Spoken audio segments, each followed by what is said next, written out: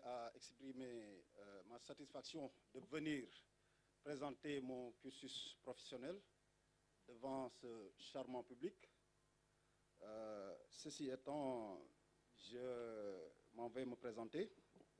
Je m'appelle El Hadj Omar Kane, plus connu sous le nom de Abou Kane.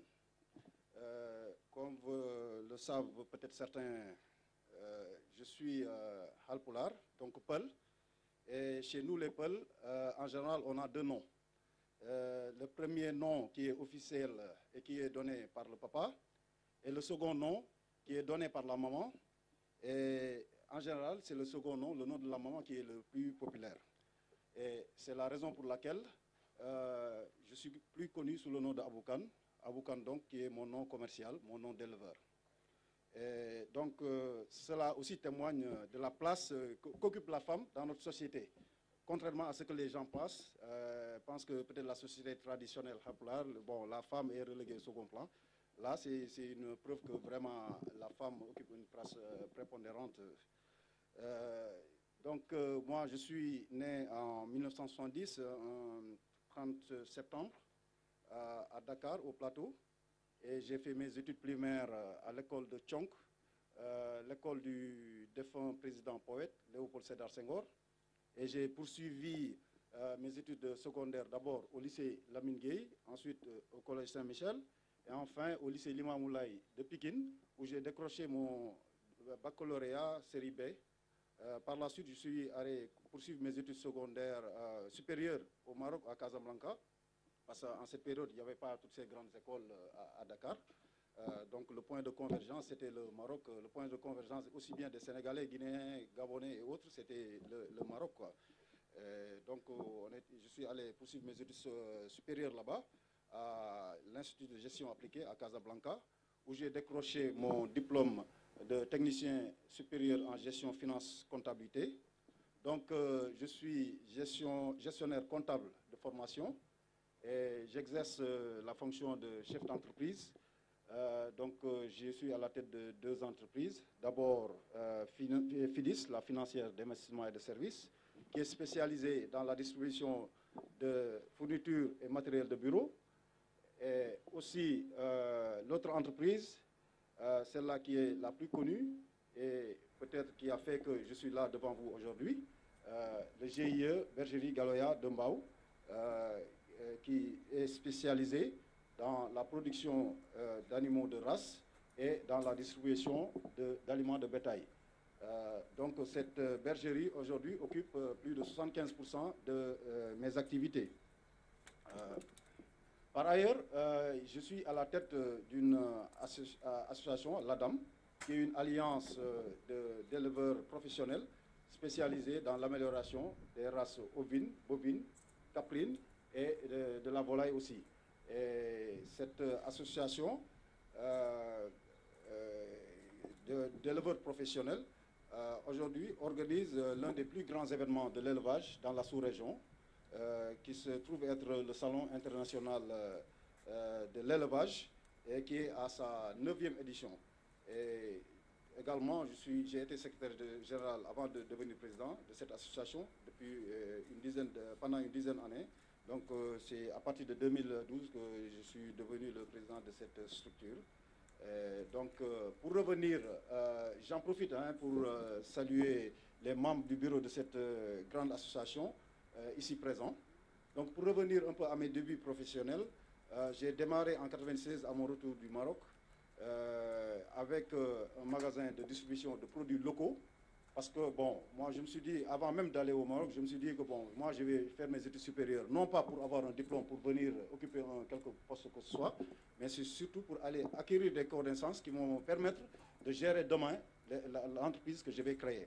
Donc, c'est beaucoup plus pour le savoir qu'autre chose. Et quand je suis revenu, alors, j'avais des propositions avec mes frères qui étaient plus ou moins bien placés dans l'administration. J'avais des opportunités d'avoir des postes, mais je me suis dit que, bon, je vais tenter le coup, je vais aller investir dans le commerce.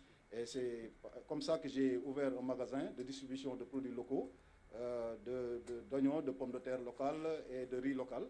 Donc j'ai été l'un des premiers à ouvrir un magasin de vente de riz local, de riz de la vallée, dont on fait la promotion aujourd'hui. Donc à Dakar, j'ai été l'un des premiers à le commercialiser à Dakar. Et cela a continué jusqu'en 1997. Donc avec des amis basés aux États-Unis, on a créé une société de négoce international et d'intermédiation financière qui s'occupait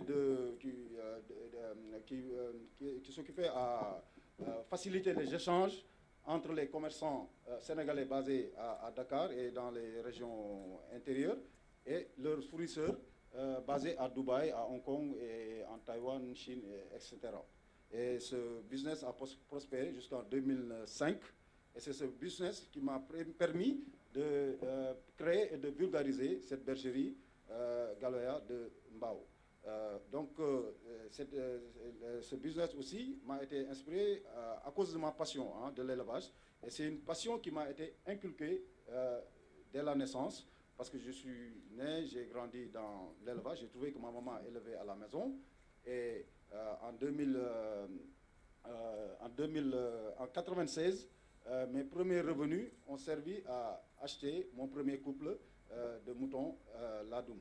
Et après cela, j'ai acheté d'autres bêtes que j'ai amenées au champ à Kernyaïlo, que j'ai élevées jusqu'en 1997.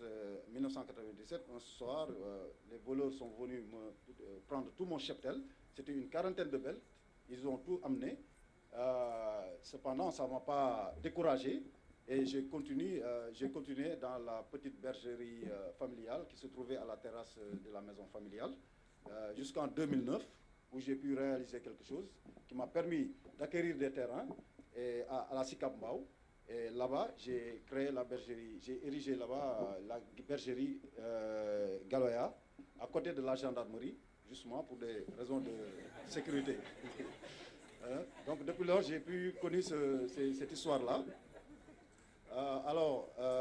Cette bergerie est spécialisée dans les animaux de race, plus précisément la race Ladoum. Je m'en vais alors vous expliquer ce que c'est que la race Ladoum. C'est un mouton de race améliorée à travers beaucoup de races de la sous-région. Comme vous le savez, au Sénégal, il n'y a que 3 races qui existaient. Il y a le Touaber local, il y a la race Ndama, communément appelée le Djalonké, qui est une race naine qui se trouve au sud du pays, et la race Peul, qui est élevée par les pasteurs Peul au nord du pays. Toutes ces 3 races ont la particularité d'être de petites races, donc qui ne sont pas assez costauds pour quand même satisfaire la demande locale, et également pour satisfaire même la passion de l'éleveur. Parce que l'éleveur sénégalais, l'élevage au Sénégal, c'est une affaire de culture d'abord. C'est une affaire de culture. On est passionné de l'élevage, c'est tout à fait culturel. On atteste quand même ce qui se passe à la Tabaski. Ce qu'on sacrifie comme mouton de Tabaski au Sénégal, ça n'existe nulle part ailleurs. Donc c'est d'abord un problème culturel. Ce qui fait que l'éleveur sénégalais, il aime élever, mais il aime d'abord se faire plaisir dans son élevage. Ce qui a fait que l'éleveur sénégalais, à un moment donné, il s'est dit que bon, il est temps que j'ai une bête à la fois grande et belle. Grande pour satisfaire ma demande, pour mieux vendre, mais aussi belle pour satisfaire ma passion. Et là, ils se sont dit, bon, comme la meilleure race au Sénégal, c'est le Touaber local, il faut essayer d'améliorer ce Touaber-là. Maintenant, donc il nous faut une bête grande et belle. Grande de par ses mensurations, donc la hauteur, la longueur, la largeur, et belle de par la tête, donc la tête incurvée avec le chanfrein, avec le fanion qui balance, avec l'encornement symétrique, avec la couleur des cornes, la couleur de la robe, noir et blanc ou blanche, ou même la longueur de la queue. Donc tous ces critères-là que je viens de dire, c'est une dizaine de critères qui constituent quand même les critères qui définissent le Ladoum. Donc une bête qui dispose de 60%, plus de 60% de ces critères peut être considérée comme un Ladoum. Maintenant, la bête qui a plus de 90% ou 99% ou même 100% de ces critères, elle est considérée comme le meilleur des Ladoum.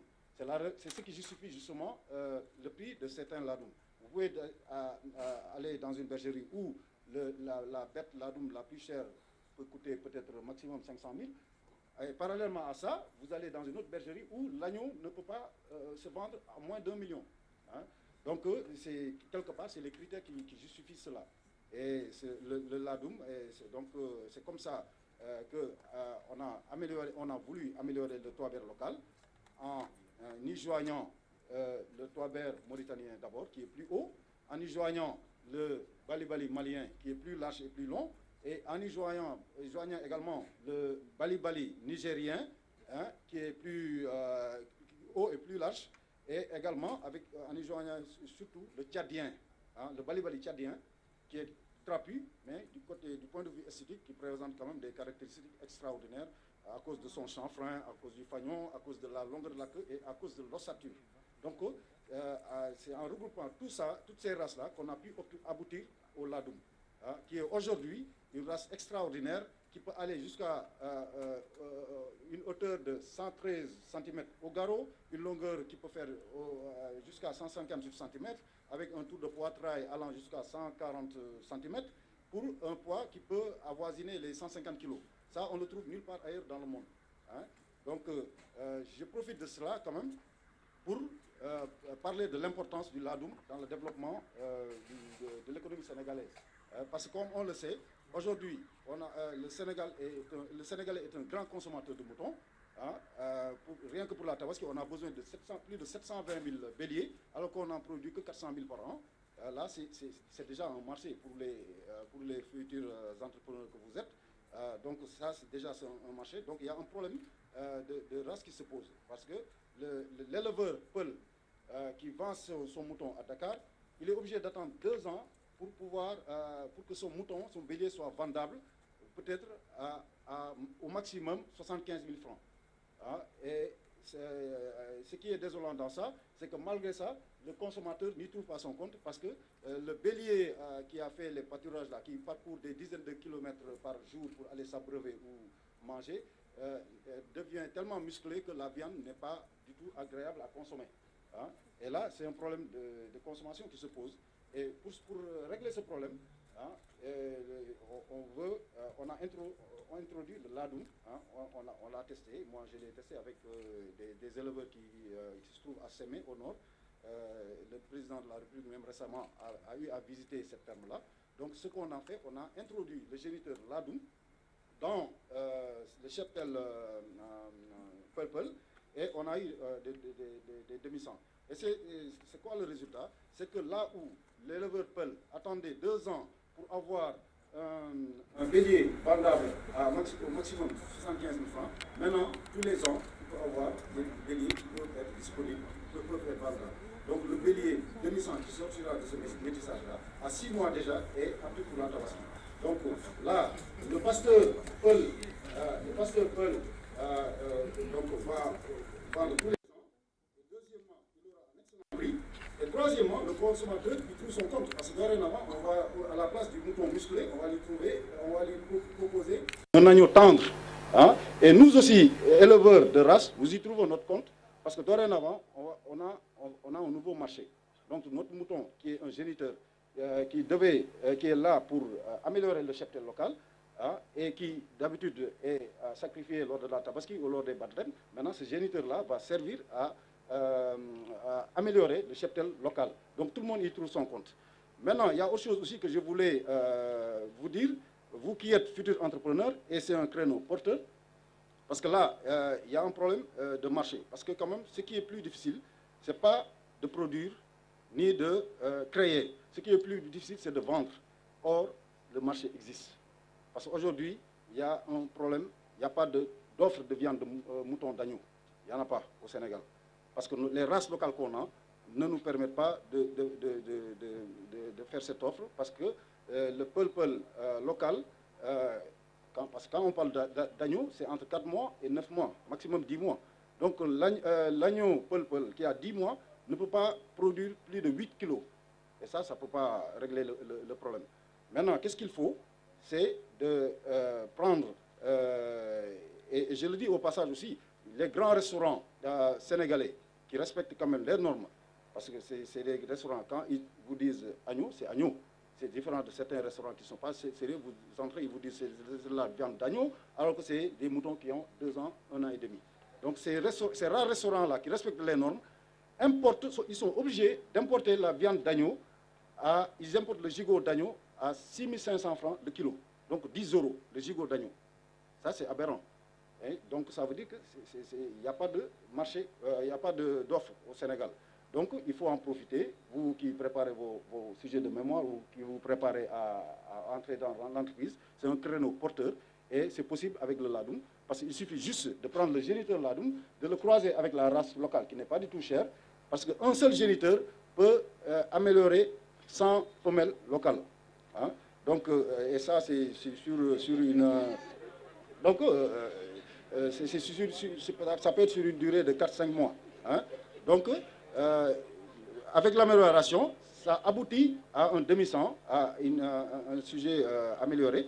Et ce sujet amélioré-là, à peut-être 3, 4 mois, 6 mois, on peut se retrouver avec 15-20 kilos, ce qui peut quand même satisfaire la demande de ces restaurants-là. Donc, j'en profite pour vous inciter à quand même investir dans l'élevage et également créer des entreprises pour innover, surtout innover, parce que quand même, on a beaucoup à faire. Si on regarde l'exemple, par exemple, du Brésil hein, ou de la France, par exemple, au Brésil, les éleveurs sont les plus riches. Parce que, à titre d'exemple, il y a un taureau brésilien qui appartient à deux entreprises. Le propriétaire initial, à un moment donné, il a voulu avoir un peu de liquidité. Il a vendu la moitié du taureau. Parce qu'un taureau, c'est un géniteur qui produit des embryons. Hein, qui produit des embryons. Donc, les embryons, un seul embryon peut aller jusqu'à plus de $100. Donc, et le géniteur, il a en produit des milliers, voire des millions. Donc, il a vendu la moitié à $200 000. Maintenant, ça appartient à deux entreprises. Et ça, c'est possible au Sénégal, avec nos ladoum. Parce que nos ladoum, on les a tellement bien préparés et tellement bien faits qu'aujourd'hui, on est capable de rivaliser avec n'importe quel éleveur dans le monde. Donc, pour ne pas empiéter sur le timing, c'est ma modeste contribution, de ma modeste expérience. J'espère que vous avez été intéressés et j'espère que... Voilà. Ne partez pas si vite. Vous pouvez vous abonner à notre chaîne et rester à jour sur tous nos prochains talks en cliquant sur le bouton s'abonner juste là. Vous pouvez également regarder d'autres talks en cliquant ici, ici ou ici. Et n'hésitez surtout pas à réagir en commentaire ou sur notre page Facebook. À bientôt!